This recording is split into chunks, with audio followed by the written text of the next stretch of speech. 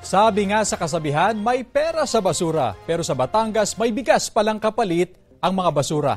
Yan ang Plastic Palit Bigas program ng isang environmental group sa bayan ng Mabini. Ang bawat sako ng basurang plastic na makakalap mula sa paglilinis sa beach, papalitan ng 1 kilong bigas. Malaking tulong daw ito sa mga residente na hirap sa budget para sa bigas.